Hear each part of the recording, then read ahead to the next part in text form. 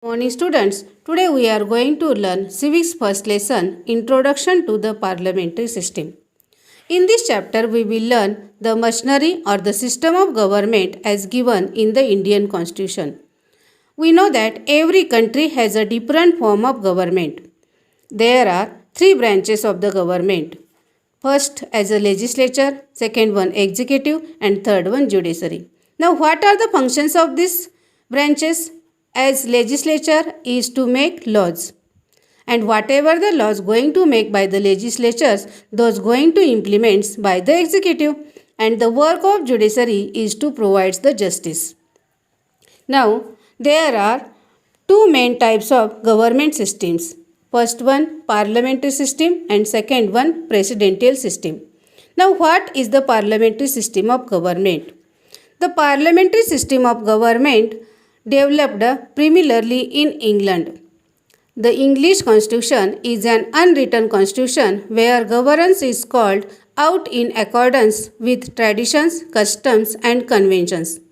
The British Parliament has evolved over a period of time. The parliamentary system of government having its roots in Parliament is thus considered as a contribution of England, and we know that England or the British ruled in India 150 years, and because of it we are aware of the parliamentary system of England.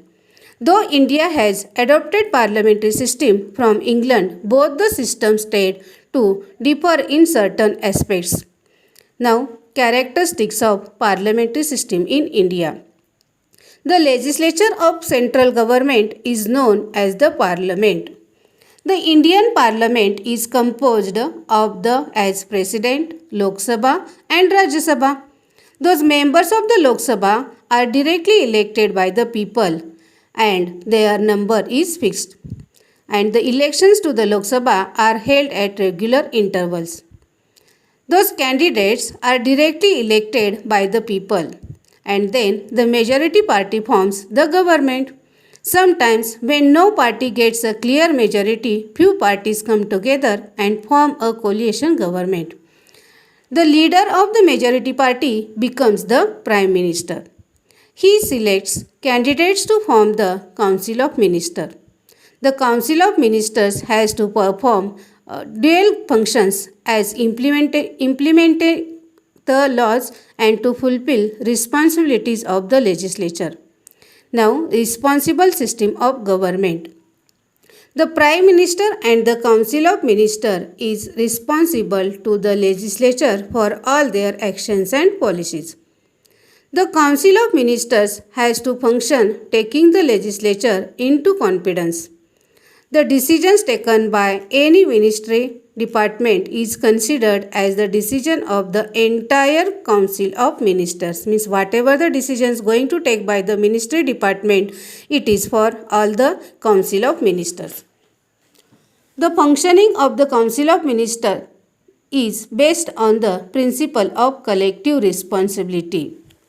In the parliamentary system, the executive is dependent on the confidence of the legislature.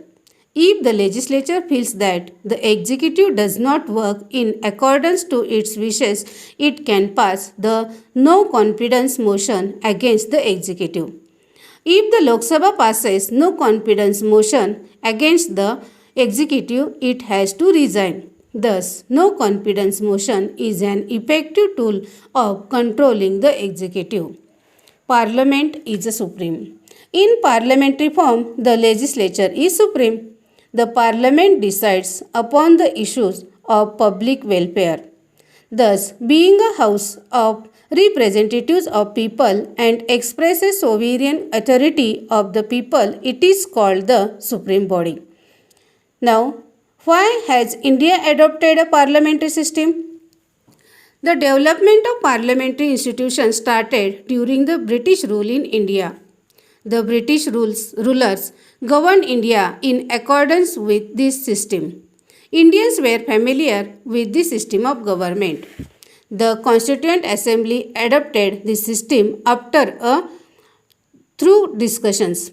A few changes were made in the parliamentary system to suit the Indian situations.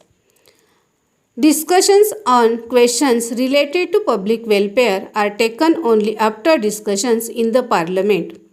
Members of the opposition parties also take part in these discussions. Opposition parties point out shortcomings in the policies and laws. Since discussions and the deliberations are an integral part of parliamentary system, it helps in framing proper and effective laws. Now, the characteristics of presidential system of government. The president is the executive and elected directly by the people. Though the legislature and executive are not directly dependent on each other, they keep a mutual check on each other. The president has powers to implement laws. The United States of America has adopted the presidential system of government. France, Germany, Switzerland have adopted the different systems of government other than the above two. In the next chapter, we will study the structure, working and role of the Indian Parliament.